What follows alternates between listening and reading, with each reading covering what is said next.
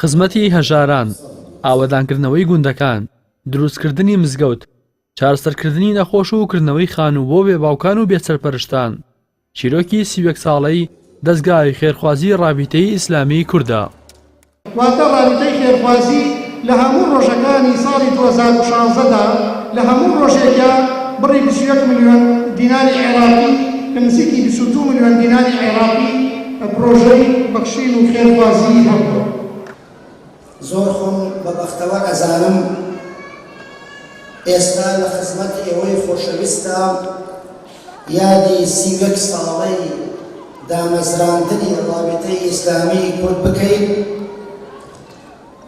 کە هەموومان سوپاس دەکەین بەخوای گەورە کە ئەم ڕابطە توانوویەتی خزمەتی ئەم گەلی کوردە بکات.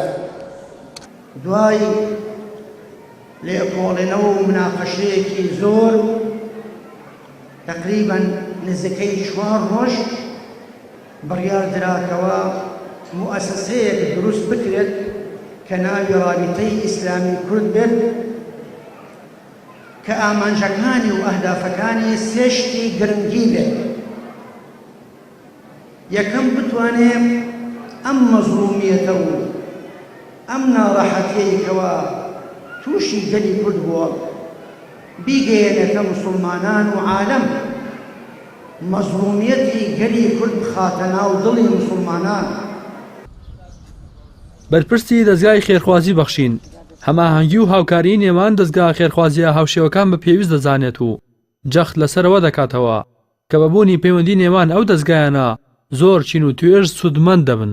پیرۆزبایی خۆم ئاراستەی برایانی بەڕێزم ئەکەم لە ڕابطەی ئیسلامی کورد بە لە یادی دامەزراندنی ڕێکخراوەکەیان کە بۆ 31 ساڵە لە دەستی خەبات و دەستی خێر و لە دەستی هاوکاریکردن بەردەوامن لە هەموو کونج و کەلەبەرێکی ئەم کوردستانەدا داوای دوعای خێریان بووەکەین وەخوای گەورە سەرکەوتویان بکە و کاریان پڕخێر و بەرەکەتر بکە. دیارە لە کوردستانی خۆشەویستماندا لە باشووری کوردستانە کۆمەڵێک ڕێکخرا و دامەزراوە و مؤسسە هەنکەوا کاری خێرخوازی ئەکەن و لە هەموو بوارەکاندا بۆیە بەکارێکی زەروری ئەزانین و بە کارێکی پێویستی ئەزانین هەموو ئەو ڕێکخراوانە هەموو ئەو دامەزراوانە ئاگایان لە یەکتر بێ و هەماهەنگی لە نێوانیاندا هەبێ و پەیوەندیەکی پتە لە بینیاندا هەبێ بۆ ئەوەی بە زۆرترین کات و بە کەمترین کات و بە زۆرترین خزمەت بتوانن ئینشاڵڵا لە هەموو کونج و کەلەبەرێکی ئەم کوردستانەدا بە یەکسانی ئەو خزمەتانە پێشکەش.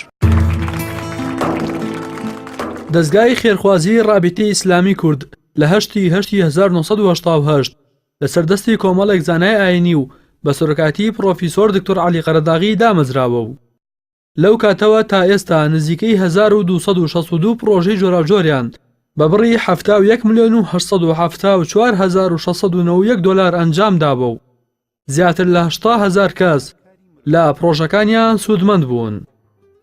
ڕاستی حەمامین، کەناڵی ئاسمانی پەیام، سلێمانی.